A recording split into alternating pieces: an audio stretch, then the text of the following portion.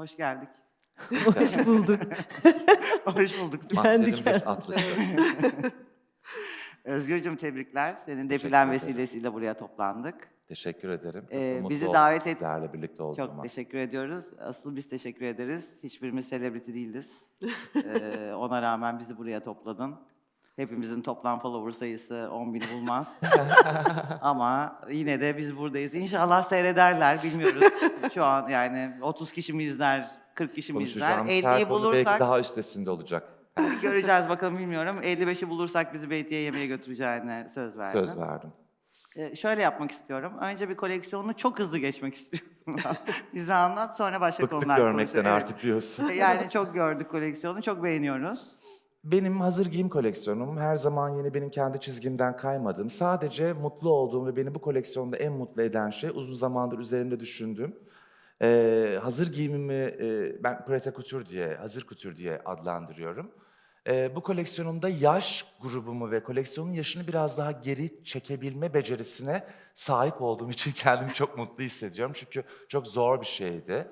Yani benim 6. sezonum galiba Mehtap. Sen benim sezonumu daha iyi, benden daha iyi bilirsin. Neden Mehtap sezonu senden Çünkü daha hep iyi? beni o zorladı her şey. 6. sezonum ve hep böyle koleksiyonuma baktığım zaman evet güzel satan parçalarım var ve koleksiyon satıyor ama hep bir yaş grubunu geri çekmek gibi bir çabam vardı. Bu birden yapabileceğim bir şey de değildi. Araları sıkıştırarak, işte oranlarını artırarak ama bu sezon artık o oran tamamen kendi içinde yaş grubu olarak %100 hani istediğim yaş grubuna oturmuş oldu. Koleksiyonumla ilgili söyleyebileceğim tek şey bu. Yani kadın çizgimden çok fazla kaymadığım kendi profilimden, DNA'mdan, yaş grubunu geri çektiğim, kumaşlarımdan çok fazla değiştirmediğim, yine hep kullandığım kumaşlarımın üzerine gittiğim, formlarından da çok fazla vazgeçmediğim, sadece yaş grubunu ve dinamiğini biraz daha geriye çektiğim bir koleksiyon oldu. Ve çok renkli bir koleksiyon oldu. Ben bu kadar renkli bir koleksiyon normalde hazırlayan bir tasarımcı değilim. Seni daha önce sorumlarımla da terletmiştim Galata Port için yaptığımız bir podcastta. Bu renk kullanma konusunda bir lokma girsene. Bence önemli bir şey o. Yani renk kullanmakla ilgili benim bir şeyim var. Ben renk kullanmayı çok fazla becerebilen bir adam değilim normalde. Yani renk seven bir adam değildim. Bununla ilgili ciddi anlamda ben hani renk terapisi vesaire gibi terapiler bile aldım ve böyle hocalarım var benim bu anlamda hani bu gözümü vesaire eğiten. Bir renk kullanmak istediğim zaman o rengi sevebilmem için onun peşine gidiyorum. Onunla ilgili görseller, onunla ilgili ne varsa en güzel şekliyle göre onu bir sindirmem gerekiyor. Yoksa çok fazla cesur değilim açıkçası renk kullanmakta. Çünkü kullanmış olduğum shape'ler çok fazla renk isteyen shape'lerdir. Renk girdiği zaman çok başka bir yere ve benim istemediğim bir noktaya gidiyor. Daha nude, daha tonsür tonlarda ve daha pudra tonlarını hep kullandığım koleksiyonlarım var. Burada daha şiddetini gösteren renkler var.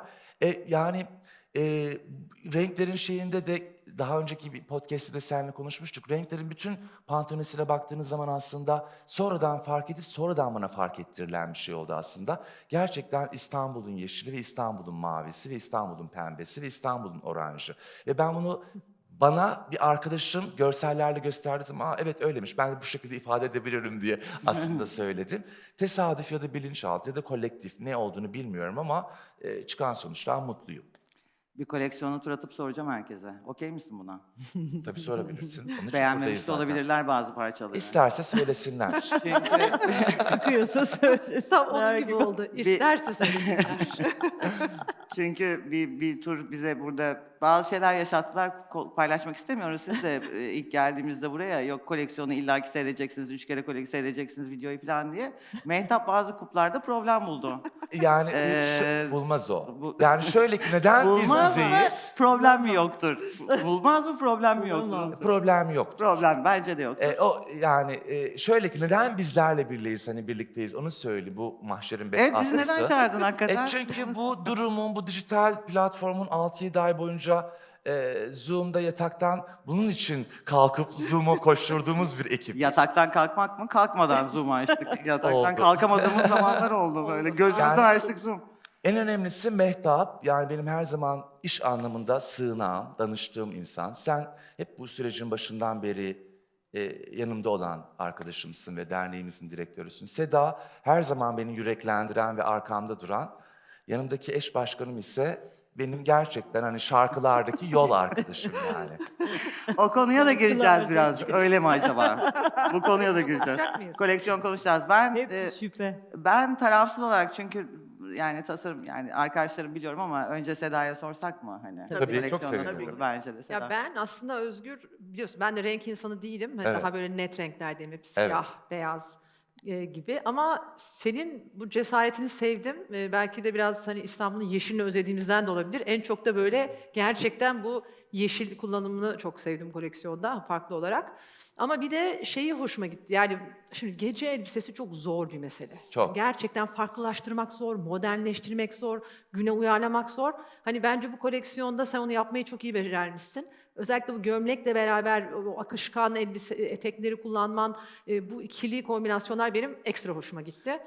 Kendi adıma çok genç ve dinamik bir gece koleksiyonu olduğunu düşünüyorum. Zaten koleksiyonun geneline baktığınız zaman o kokusu biraz Riviera havası veriyor. Yani onun için hep bu yaz koleksiyonlarında özellikle o psikolojinin peşinden koşmak beni mutlu ediyor Ya açıkçası. bir de hep şunu konuşuyoruz ya, şu dönemde böyle gece elbisesi yapmak tuhaf bir şey aslında. Evet. Hiçbirimiz gece çıkmıyoruz, Aynen. düğüne gitmiyoruz. Yani bu bir kez direnç gösterdiğim bir alan olması önemli benim için. Çünkü zaten hani önümüzdeki sene umarım bütün bu pandemi geride kalmış olacak. Ama yine de ne olursa olsun gece elbisesinin böyle hayatımızda hala bir yerde devam ediyor olması, bu kadar güçlü bir yani güçlü bir çıkışı olması benim hoşuma gitti. Küçük bir tanımları Biraz değişti kendi görmeye içinde. özlediğimiz kıyafetler, Evet. öyle söyleyeyim. Artık böyle loungewear'den bilmiyorum ama ben böyle Umut gibi değil mi? Umut. çok güzel söyledi. Evet. Umutlu bir koleksiyon. Teşekkür ederim. Çok sağ ol. Ne demek istersin Özgür'ün koleksiyonuyla ilgili? Eş başkan. Yok ben beğendim. Yol Şimdi arkadaşı. şey yapmayacağım. Kötülemeyeceğim asla. Şimdi bir kere renk konusunda, renk kullanmama konusunda benim üstüme yok zaten. Onu beni aşamaz yani kimse Yani bence. keşke Özden Kaya'nın defilesinden sonra da konuşuyor olsaydık. Ben bu sezon koleksiyonumu inanılmaz renkli çıkarttım dedi biliyorsun. Hatırlıyorsun eğer bu koleksiyon Yeşil. için. Kullandım. En canlı Sen rengi böyle bir İstanbul renkti. yeşili. Evet, en canlısı. Evet İnanılmaz bugün renk şaşırtayım dedim size. Şöyle bir kere ben şeyi çok beğendim. İkili renk kombinlerini. Aslında İlk en defa zoru o. yaptım ben de. Evet, Tabii. Hatırlıyor musun Mehtap? Ofiste bize ikisini yan yana Evet. göstermişti. Daha kumaş halindeyken ben bunları bir araya getireceğim falan Ne demişti. diyorsunuz filan. Bayılmıştım. Ben o iki renge bayılırım zaten. Koleksiyon Ayrıca- dememiz büyük mü? ayrıca- Özden Kaya? Bu renkleri biz mi seçtik demek istiyorsun ama demek Yani istiyorsun bizim de sen. bir şeyimiz Bizim çorbada katkımız var. tuzumuz var diyorum. Zaten gömlek aslında Özgür'ün başından beri hep kullandığı bir Evet. ürün. Yani mutlaka o gömleği kullanıyor. Onu bir pantolonla kullanıyor, payet etekle kullanıyor, onu yapıyor. Ama hep kullanıyor. Benim favorim oranj elbise zaten onu giyiyorum. Kesinlikle Tamam. giyiyorum. Ben renk Nerede kullanımına acaba? bayılıyorum. Nerede? İşte bir Nerede? umut dünyası. Biz yanında Onunla olacak yaşayacağım mıyız? ben ya. Onu giyeceğim hayaliyle yaşayacağım. Güzel. Çok beğendim ben. Yani bir de şöyle bir his yaratıyor. Giyer miyim? Giyerim yani. Giymesini isterim insanların. Renk kullanmama şeyini de ben şöyle yorumluyorum. Hayra yoruyorum. Şimdi bir kere işleme kullanınca renk çok zor oluyor. Çok zor. Ya mesela başka bir bir şey. kırmızıya işleme yapmakla bir beje işleme Evet. yapmak arasında dağlar kadar fark var. O yüzden de tabii doğal olarak hep gözümüz de onlara gidiyor.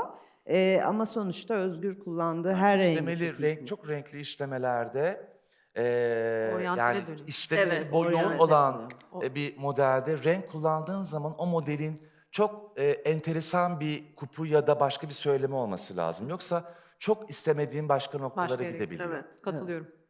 Mehtap'cığım anladığımız kadarıyla bu koleksiyonu Özgür'le beraber oluşturmuşsunuz gece gündüz. Evet, ilk biz dedik ki bu iki rengi kullan. Dedi. Bir de bu iki rengi kullan.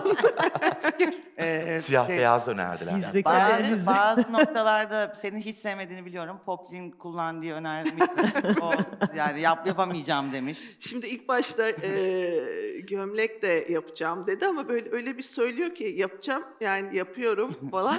Dedim ki kesin yapman lazım. Gömlek Sonra- benim işim dedim mi peki? Yani Hakikaten. Ben hatta şöyle bir şey çok seviyorum. Yani materyal olarak poplini, %100 koton bir poplini ama poplin var yani hani O kadar var ki. Poplin kraliçesi Ve Santa ya. Bence yani bu biraz- şimdi koleksiyonun dinamiğine soktuğun zaman, şimdi benim kullandığım kumaş, işte ipekli kumaşlar, ipek viskozlar ya da viskoz neyse, Neyse değil, şimdi o kalite demek materyal istiyorum. olarak Kalite yani. olmuyor. Yani DNA'sına da uymuyor. Yani gerçekten günlerce kendi kafamda karar verip Mehtap arayıp Mehtapçım ben poplin kullanmak istiyorum. Şöyle şöyle olmaz ama böyle bir onu inandırmaya, onu kandırmaya çalışıyorum. Onu inandırırsam ben de inanacağım. İnandırdım ama sonrasında. Kesinlikle. Hatta kumaşımı da Mehtap'tan aldım.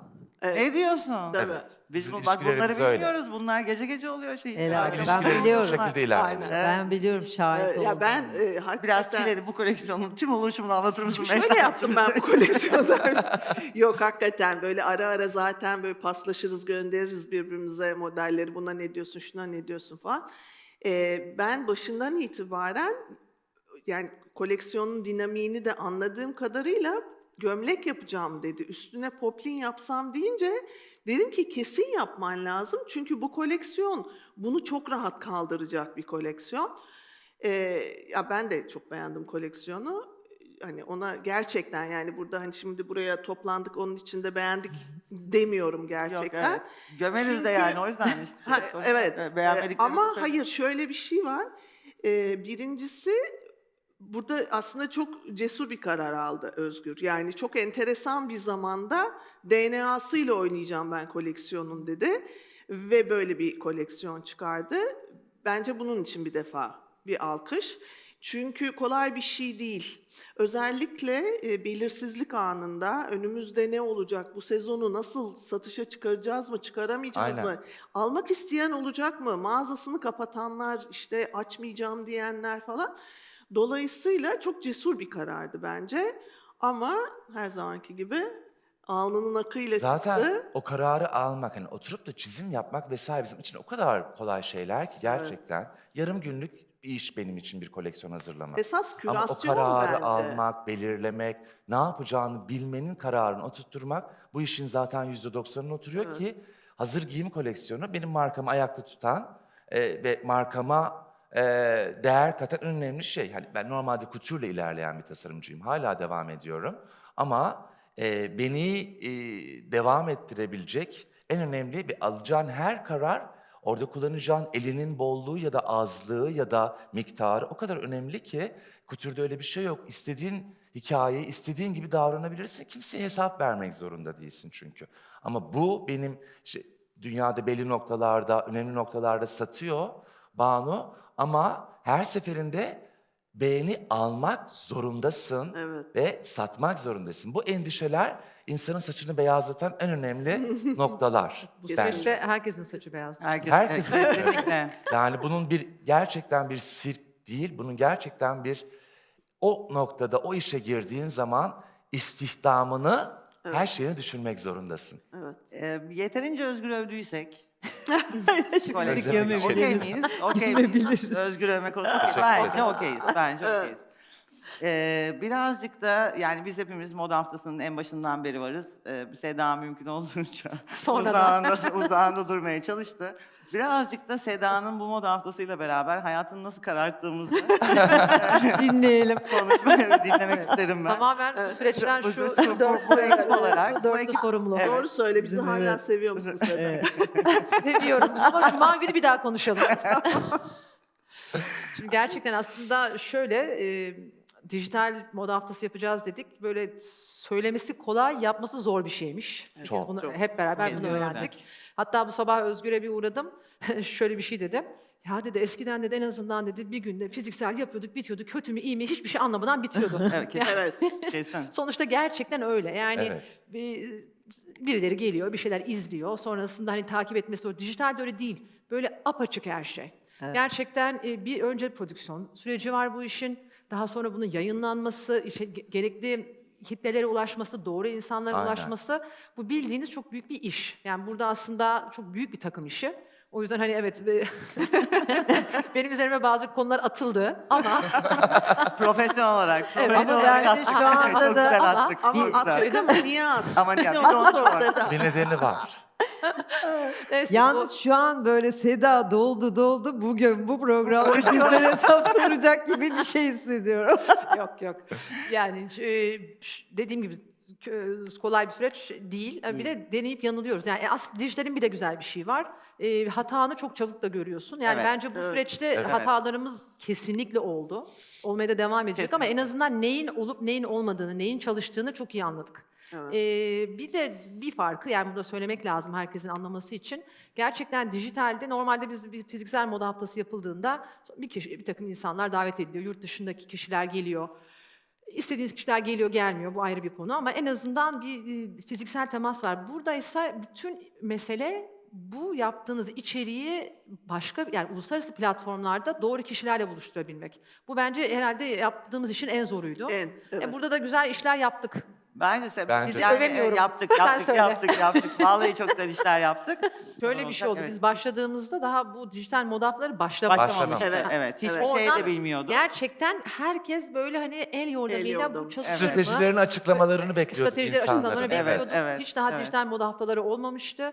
Ve yavaş yavaş olmaya başlayınca aslında dediğim gibi biraz hani ya bu oldu yok bu olmadı, Olmadı, noktasına evet, geldik. Bazılarında biz de stratejimizi değiştirdik. evet. Bazılarında değiştiremedik. Değiştiremedik. Gibi kaldık. yani Evet. ama bence iyi bir deneme oldu. Ben yok ya ben merak Tamam, etmeyin. ben de memnunum Evet. ya. Ben de Memnunum. memnunum. Tamam, Bir okey. de insanlar gerçekten şunu anlamıyor. Yani bu şeylerde de anlamıyorlardı. Ben işte bu moda haftalarına giderken de çok ön yüz hep böyle pırıltılı, ön yüz hep eğlenceli ya. Zannediyorlar ki bu böyle keyifli bir Evet, süreç. inanılmaz bir Değil. dünya tabii tabii. Gerçekten değil yani çok aslında bu dediği gibi Özgür'ün bunun Sanki altını de. çizmemiz gerekiyor. Bu bir iş ve bunun altında çok ciddi bir endüstriye destek var. Bir ticari faaliyet var. Yani bizde yaptığımız hepsini aslında böyle işte güzel güzel modeller, güzel güzel kıyafetlerle Evet. yürüsün değil. Özgür dediği gibi yani bu bağımsız tasarımcıların kendini devam ettirebilmesi. Yani gerçekten o ticari faaliyeti biraz destek olmak. Tüm bu süreçler bu işin içerisinde ve hiç gözükmüyor. Ve kimsenin de aslında çok da farkında değil. Sen dediğin gibi yani sadece Türkiye'de yani tüm tekstil sektörünün, hazır giyim sektörünün 2 milyon insan çalışıyor. Aynen öyle. Ya bunu Evet. söylemek Tabii, zorundayım. tabii, tabii. Üçüncü Yani- sırada ihracatın Evet. en önemli Evet. sektörlerinden Yani bu bir saatte bu tanesi. ciddi şeyler konuşmak istemiyoruz. İstemiyoruz, Konuşmayalım, evet, aslında konuşmayalım. konuşmak Yani, istemiyoruz. konuşmayalım. Ama evet. Yani girmeyelim ama Evet. yani bunun arkasındaki önemi biraz anlamak zorundayız bence. Bunun da ötesinde şunu da söylemek lazım. Şimdi dünyadaki moda haftalarıyla karşılaştırıldığında şunu bilmesi gerekiyor. Biz aslında Türkiye'de tüm tasarımcıların tüm imajları, defile görselleri, Evet, yani evet. o süreçlere de organizasyon komitesi Evet, olarak destek evet, veriyor. evet. Normalde şimdi Paris Moda Haftası'nda tabii ki harika prodüksiyonlar görüyoruz. Ama oradaki markalar kendileri zaten finansal olarak çok güçlü. Çünkü yatırımcıları var. Yatırımcıları var ve yatırımcıları var, finansal olarak güçlüler ve kendileri bu prodüksiyonları yapabiliyorlar. Burada ise gerçekten bağımsız tasarımcılar dediğimiz gibi bizim 30 tasarımcımız da bu kategoriye giriyor, bağımsız tasarımcı. Evet. Yani onların bu prodüksiyonun altından tek başlarına kalkmaları Mümkün değil. değil. Evet. Ve bu yani bu tüm organizasyon o noktadan itibaren yani o prodüksiyon desteğiyle başlıyor. Daha sonra onların tüm uluslararası pazarlama, işte satış desteği. Yani bunlar böyle çok havada kalıp önemsiz gibi Evet, gözüküyor ama evet. yani o İşin tasarımcılar kendi o. evet. İşin kendi o. O Bunu tasarımcılar yapıyorlar. başka türlü hiçbir yani şansları olmuyor dünyada. Ya zaten koleksiyon hazırlamak gerçekten hani Çok on kolay bir adımsa zikir. birinci adım. Ondan sonra o koleksiyonu hazırladın. Doğru pazarı bulamadığın zaman ben hep onu söylüyorum. Yani en iyi koleksiyonu hazırlamış ol ama doğru pazarı bulama çöp. Aynen. Çöp gibi koleksiyon hazırla ama doğru kanallardan git kralsın. Bu moda haftasının tabii ki ana desteği hani Ticaret Bakanlığı'ndan geliyor, Evet. Türkiye Tanıtım Grubu'ndan geliyor. Ama bence Türkiye'deki özel sektörün de bu organizasyona eşit derecede sahip çıkması Kesinlikle. gerekiyor. Evet. Yani bu çok önemli çünkü şeye baktığınızda işte Paris'e, Milano'ya, New York'a gerçekten orada özel sektörün yani markaların yan markaları diyelim. Yani Evet. modayla Tabii. değen markaların, lükse değen markaların çok ciddi desteği var. Ve bence Türkiye'de de bu desteği biraz daha ihtiyacımız olduğunu düşünüyorum. Yani başladığı zaman Seda zaten hayatları o hafta o oluyor. Evet. Tüm Evet. mevzu şehri, turizmine kadar yansıyan inanılmaz ülkeye Evet. ve yaşadığı şehre getirisi olan Yani bir sektörden Burada bahsediyoruz. aynen kamu ve özel sektörün bir arada Aynen. birlikte hareket etmesi Evet, gerekiyor. yani aynı gemideyiz çünkü. Kesinlikle öyle. Hem kendi koleksiyonunu oluşturmaya çalışırken Evet. aynı zamanda başkalarının koleksiyonuna da objektif olarak destek olmaya çalışıyorsun. Sen de bu süreci böyle yürüttün. Bu süreç senin için nasıl geçti? Çünkü pek çok Zoom'da seni göremedik. Burada varmışım gibi oturuyorum. Yok, sakın Önemli bir şey bu, izleyicilerimiz destek öyle ondan- zannetmesin. Gerçekten Ya. bundan bahs çok önemli. Ya çünkü. şöyle, ben bunu zaten çok severek yapıyorum. Hepiniz biliyorsunuz. Evet, çok. Neyi, başkan Özgür'den mı? de çekiniyorlar biraz, hani beni arıyorlar.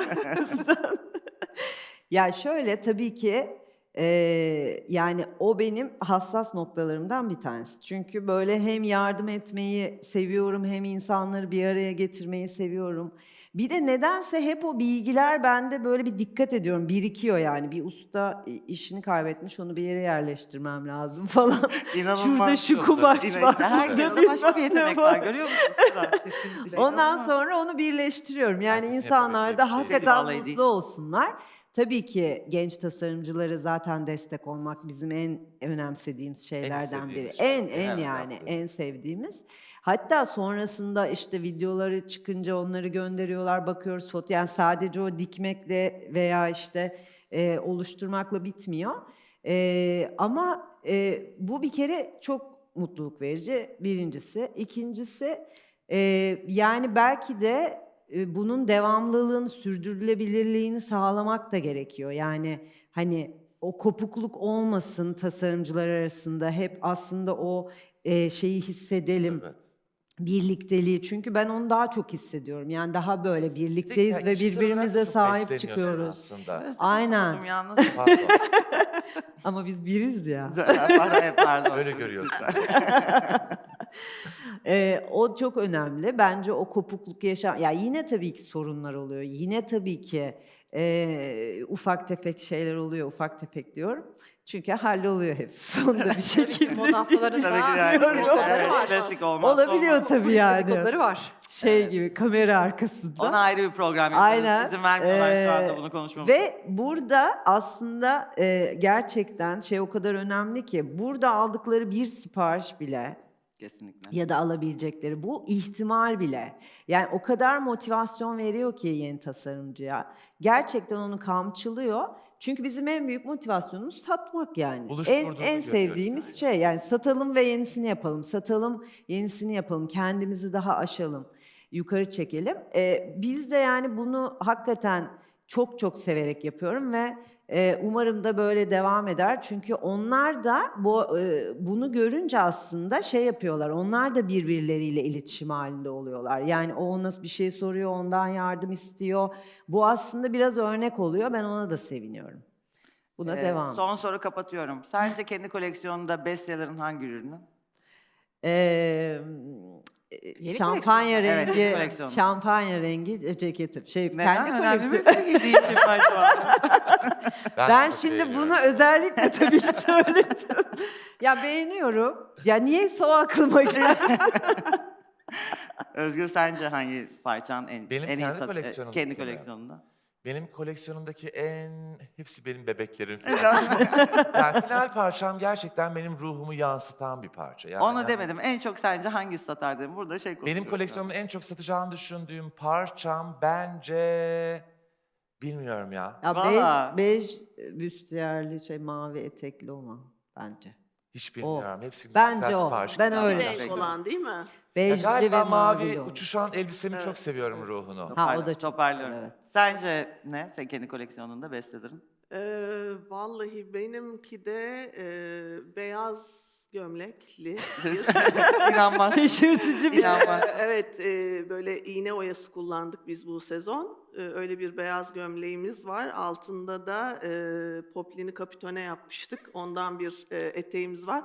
Şu andaki satışlara göre en iyi gidenler. Bestseller o Onlar kendisini gösteriyor. Benim seçtiğim. Senin seçtiğinin Kardeş. eteği. Ha, teyim. Evet. Evet. Bir de Mehtap kuyruk yaptı ilk defa. Kuyruk yaptık. O konuya ayrıca bir program ayırmamız lazım. Çok Konuyu özel. kapatıyoruz arkadaşlar. Bize yani arkadaşlar evlerine gidecekler yorgun argınlar. Sedacığım bizimle bir arada olduğun için ve bundan sonrası hiç bırakmayacağımızı buradan Gerçekten ekibin aile gibiyiz. Hep bir arada olduğumuz için çok memnunum. Ben de iyi kişisel şeyler olarak yaptık bence. yanımda olduğunuz için. Özgür, çok- davet ettiğin çok- için çok çok Çok teşekkür teşekkür ederiz. ediyorum.